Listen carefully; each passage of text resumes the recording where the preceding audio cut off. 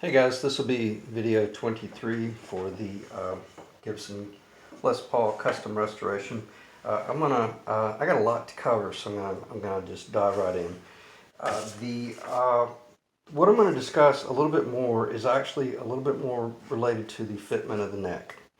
And you may think, well, you covered enough of that in the last video, but the more I thought about it, the fitment of the neck is really, really critical. And when I was watching the last video a second time just to make sure I covered everything, personally, I think I made it look easier than it really is. And I'm not being arrogant, I'm just saying that I remember when I first started building how I really thought that I was going to be able to pull off a lot more than I really could. And I actually started doing the work with my prized material, whether it was, Bolivian rosewood or, bird's eye maple or Honduran mahogany. And there were a couple of necks that I lost because of not arrogance, just really I was complacent. So I'm going to try to not digress in that respect, but if I forget, there's nothing wrong with starting out with like a cedar or a poplar when you've got a situation like this. And if you can make it work with that, the cedar and the poplar, and I'm not talking a full neck, let's just say you just built up a little, a heel, the first 6 or 8 inches. And then if you can fit that and discover ways to clamp it, ways to saw it, ways to sand it, ways to, look at it, assess it, you might determine that the original plan that you had, or the approach, that you end up realizing, wow, I don't need to use the, flush cut saw. I can just use a jigsaw as long as I know that I cut it from this side rather than that side. So work through those things in what I call sacrificial wood, and you'll probably be much happier, and you'll be much more relaxed when you get to the point where you're working with your true prize material, or material that's been acclimating to your shop for 3 or 4 months, that if you make a mistake on this, you're really either in trouble, or you're going to be backing up and punting. So, all right. So what I'm going to talk about is a little bit more of the shaping, and realizing that it's okay to admit that maybe you made a mistake. I got a little bit low right there. Was it an issue? Could it have been filled in with the paint? Yeah, it really wasn't that big of a deal. But I went ahead and put some epoxy in it. Is that in the camera? Yeah, as long as I stay in this area. So I put some epoxy in it. I let it dry overnight, and I put a little bit of epoxy right there at that center line scarf, which I'll talk about later, scarf joints later on. And then down here at the heel, I'm glad I saw this. When I was talking about having this in your jig, and then you're preparing to freehand hold a router, turning a bit that's over 2 inches, in diameter at 17 to 20,000 RPMs, last thing you have time to think about is making certain that you carve that off like you're carving it with your grandpa's whittling knife. You can't. You're so wound up that you need little guides. And what I did on the upper pass was I apparently had this out a little bit further, but when I flipped it over to route the other side, and you have to flip it 180 degrees, apparently I was under the impression that as long as I flushed it out at that point, I would be safe, and it didn't work. It cut the corner off a little bit. Was it an issue? No, but well, you can see it right there. It would have been fine, even visually, because the other neck is really not that presentable anyway. It's not perfectly radius, but I went ahead and I put some epoxy in there, and I let it dry, and I filled it in. Now you couldn't do this with a stain grade neck. You just have to work with what you had, or either make sure you don't make those mistakes, or I probably shouldn't have been so complacent myself. I should have run that route with a piece of sacrificial wood, and I probably wouldn't have made that mistake. So anyway, neither here nor there. That's that. And then I'm going to just dive right into showing you some strip sanding. What do I need to talk about sandpaper? All this was just, and all that was done with the whole, hand carving. None of this was put back on the jig and a router put on it. Everything's, we're working by hand now. We're pulling out our templates from our file that we're amassing, and we're gonna put that up there. Can you see it? I hope that shows up in the camera. You can see where I missed it. I missed it by, man, almost an eighth of an inch right there. So I like sharing these things with people. There's nothing to hide. Is it a mistake? Yeah, it's a mistake.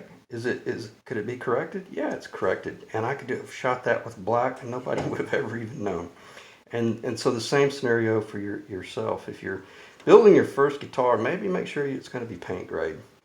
And I'm not being funny. I'm actually being really serious there. So anyway, you're pulling out your templates. You're pulling out your little. I don't know if I have shown this yet, but you're pulling out your little paper template, and you're really asking yourself, does this neck, is it really looking like the? Now that's the initial line. Once you round it off, it falls behind that. So you're matching and you're marrying and you're asking yourself, is this really a Gibson? Am I really, or is this really a Gretsch? If you're doing a restoration for someone and you're expecting to be paid for your services, you better deliver what it is that they want. Because I got a guy in Texas right now that's wanting to send a 1939 L5, and until I understand that he truly realizes that's a $10,000 guitar and you can't make those repairs for then I'm not gonna cross that bridge. So make sure you can pull it off before you make promises. Where is the other neck? Another way to gauge, ask yourself, have I hit my target? I'm glad I thought of this. I think this is pretty important. Is the tenon the same? Is it in the same location right there? This is pretty cool. You realize that, man, I'm truly very close to center because I am a mirror reflection of the original neck, but my tenon, look at that. So what does that tell you instinctively? I'm on perfect center. I didn't marry up right here and then look down and my tenon is off a 1/16 of an inch. So I'm not going to start talking about that. That's pretty self-explanatory. But you can put these together and you can literally, I hope this is in the camera, you can reach up here and you can really grip it, flip it around, and you're instinctively going to feel the consistency. Or you're going to feel like, oh man, my neck is fatter or thinner or blah, blah, blah. And I'm telling you, it's a mirror reflection. My neck is still about maybe a 1/16 of an inch wider up here because that's going to get cut off. So, all right, I need to stop talking about that. Let me just dive right in and get this stuff off the table so it's out of sight, out of mind. All right, fitment. We've talked about, where am I on the camera? All right, let me think for a second. All right, we've already talked about bedding. I'm not going to talk about bedding anymore. And I've talked about targeting your center line. And you can see, we've hit our center line. Let's talk about that. And how can you start, I guess here's where I'm going with this, is how can you start verifying, have I really hit this baby on the head, or am I just really good on one side, or maybe from one point of view?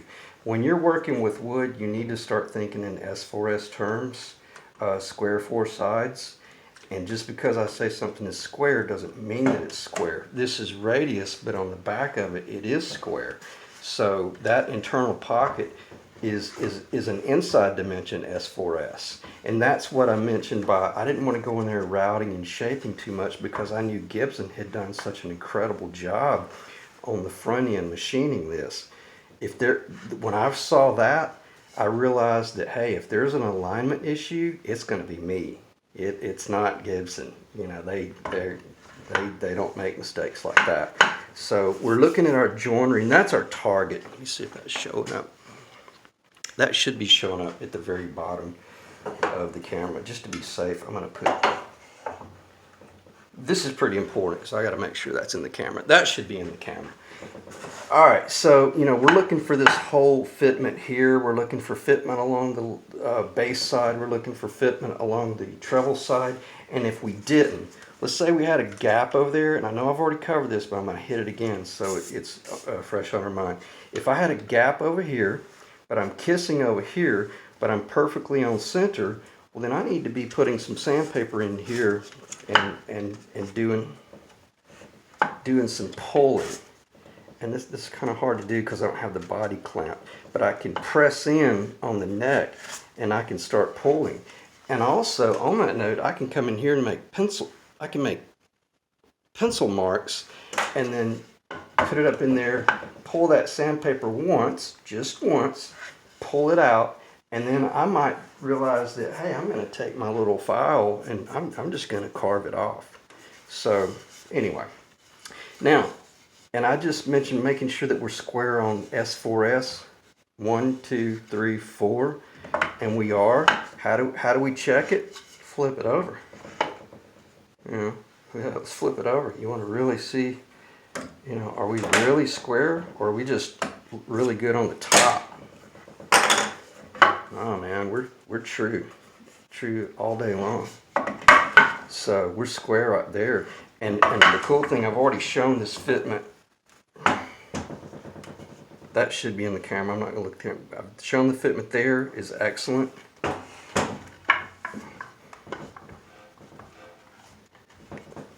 So hard to hold this. The fitment right there is excellent. Excellent, excellent. If anything, I would shave a gap right there to make certain that it doesn't interfere with the bedding.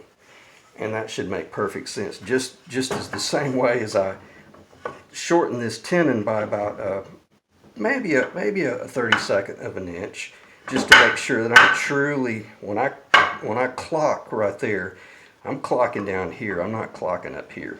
All right, another way to check it. Let me just do this and not talk.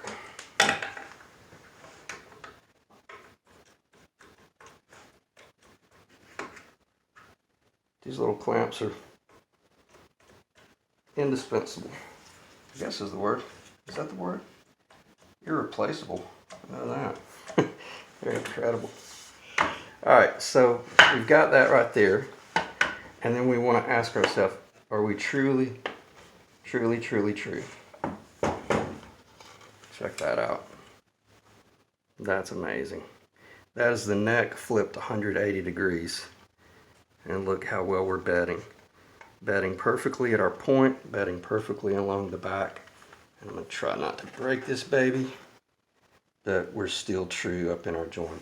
So enough said. If you can pull that off right there with some poplar first, you're ready to build your neck. So now, let's say you didn't hit that target and you made a mistake. And it's a pretty serious mistake. Let's say you're literally an 1/8 inch off in there. That's where the epoxy kicks in. Because if you were only bedding 10% up here and maybe 40% here and 12% here and 0 out on the front, and you use a water-based glue, you just basically, you should have just put it in with silicone, because you don't have any tonal transfer at all. But if you did all this with epoxy, and if you knew that you had a real sloppy fit at the bottom, but man, you were perfect on your plane, and you're perfect on your fitment, you're perfect on your alignment, in other words, this neck is going to be phenomenal, then add a little bit more epoxy to the area that you know needs it. But be prepared to push this up in here, take it out, and make certain that you got squeeze out and have tape over here protecting other areas. And I need to stop talking about this because I don't want this to get too long-winded. But that's why I like the epoxy. The epoxy will be the training wheels that guarantee that you get a phenomenal fit, even if you intentionally make your joinery a little bit loose so it's easy for you to find that perfect alignment, rather than sit there for a day and a half literally coming out of your boots because you're so frustrated because you can't hit all these points at one time. So I hope that makes sense. The epoxy, that's why I meant the epoxy is very forgiving, but it's also, once it dries, this basically becomes a through body neck. It's no longer a neck, just joint to the body. Okay, need to stop talking about that. So what do we got? Let me get this stuff off the table so it doesn't slow me down. This is pretty important. I just literally want to get this neck away from me as well, so I stopped talking about it. Okay, when you're finding center, do you truly want to find center?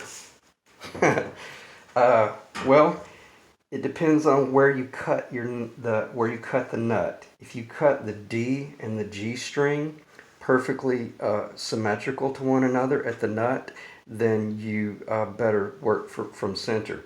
But if you cut the D, E, A, D, G, B, E, the D and the G string, and I'm looking at my note just because I know it, but I don't want to screw up and say A when I meant D. But if you're looking at the D string and the G string, the D string on most guitars is a little bit closer to center than the G string below it is. And it's really bizarre because you would think, well, shouldn't we be working from center lines? I do on wide nut guitars. I just put the strings on the center. But if you're working with a narrow nut, industry standards is they pretty much offset everything. So on that note, do I want true center, or do I just want to maybe cheat and follow this black paint here and say, okay, well, that's where the neck was. No sense in measuring that. Put some tape up there and make sure I'm truly on it, and then make a dashed mark. Get used to dash marks revealing to you there's a possibility they're accurate, but there's a possibility they're wrong. When I see a pen mark that is in ink, I know it's definitive and I can trust it. Come over here to the edge, that critical point, go down that paint line right there, and then reach down and then make a mark. This is why it's awesome to use your fretboard, because it's trapezoidal within the whole quadrilateral geometric analysis of things. Because I'm about to go into the discussion between trapezoidal assessment and string spacing assessment. So you can cheat and find ways like that. And the cool thing about it was, when I came up here behind the camera, when I did that, I found that it was perfectly in center, and that was awesome. Well, when I say perfectly in center, it was within a 64th of an inch, so it was workable. All right, very quickly, trapezoidal alignment. One thing you could do, and I'm not going to go into too much detail, but what you could do is, if this is your fretboard or just anything that maybe your experimental board. Let me check the time. I'm at 18 minutes. But that's cool. If all I get to talk about is the neck, then that's okay. You could come in here and you could clamp like real small pieces that are perfectly straight. Don't clamp something that might be off. And then you can literally just sit here and align, find those two marks. Okay, let me back up. Find center based on the pickup cavity.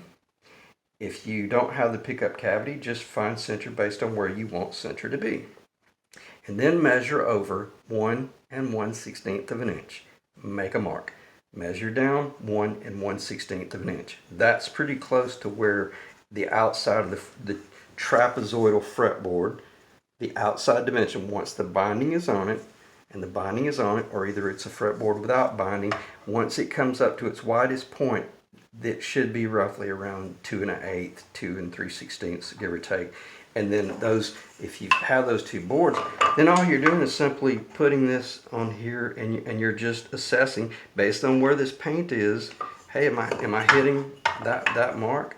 And I'm looking down it. You can't see it. I'm hitting it on the head. So that may have got a little bit chaotic, but that's finding center based on the outside diameter of the trapezoidal shape of the fretboard. That doesn't make sense. Rewind it, listen, rewind it, listen again. It should make perfect sense. The third thing, and a very safe way to truly do it, what is a constant on the guitar?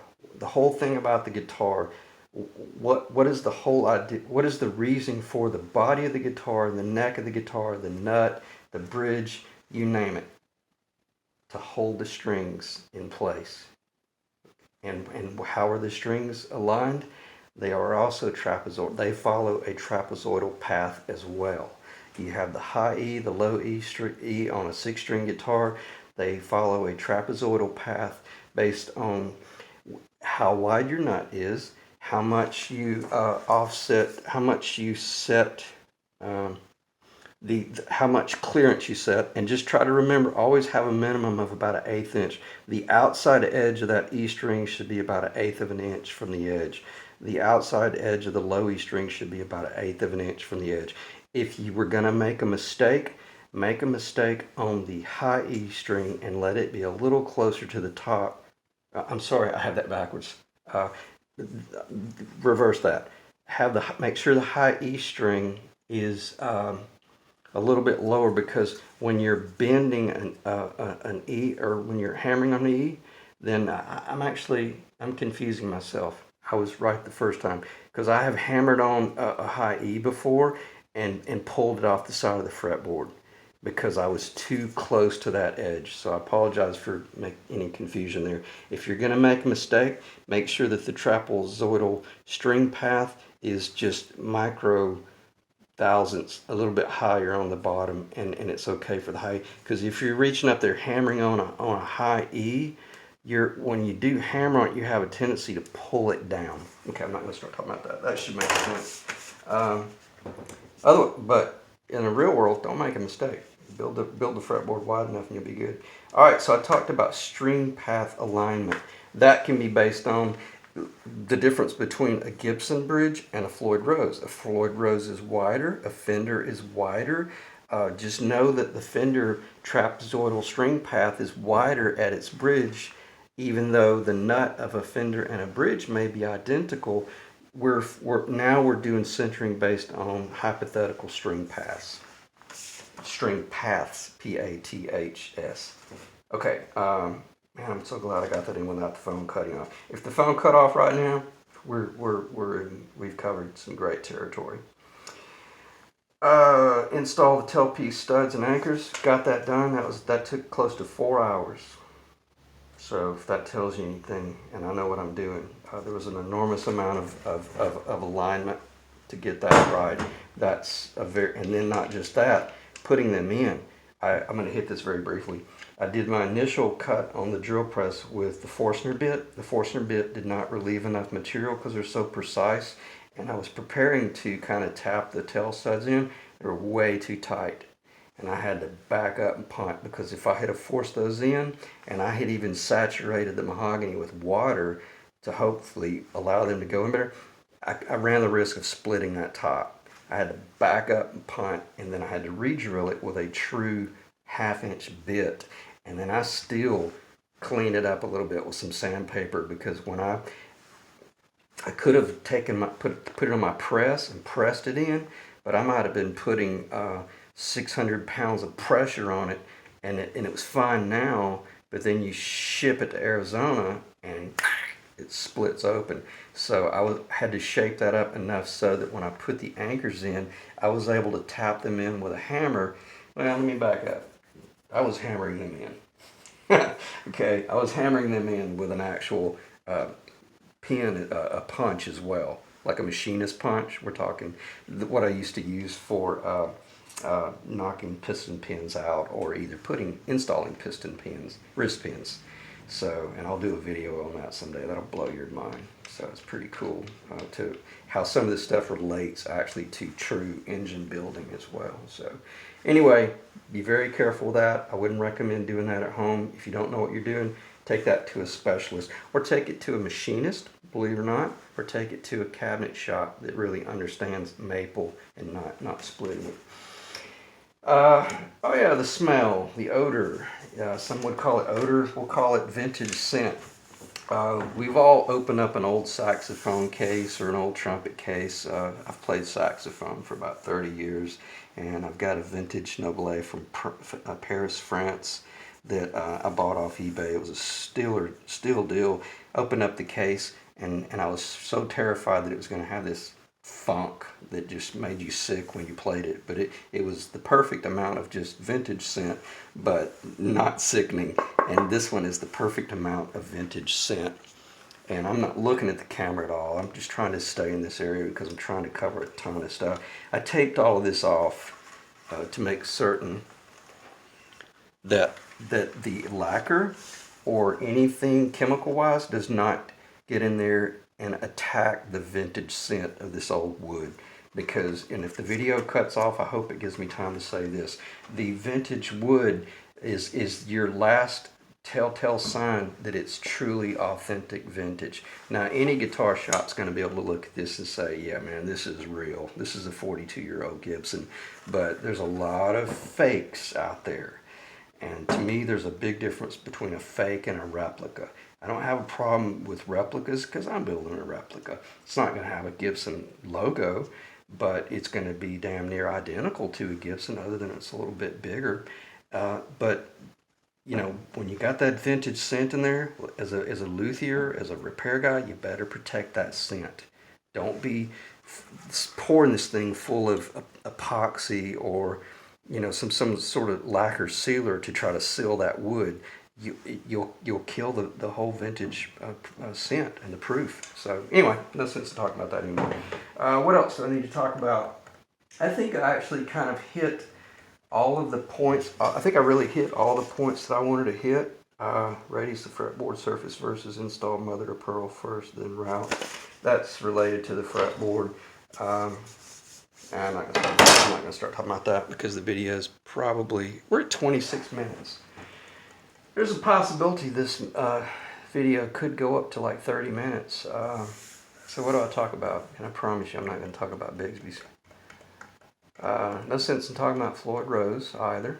Although I got to tell you, when I look back at that was pretty tough, man. That took me back to my SG days.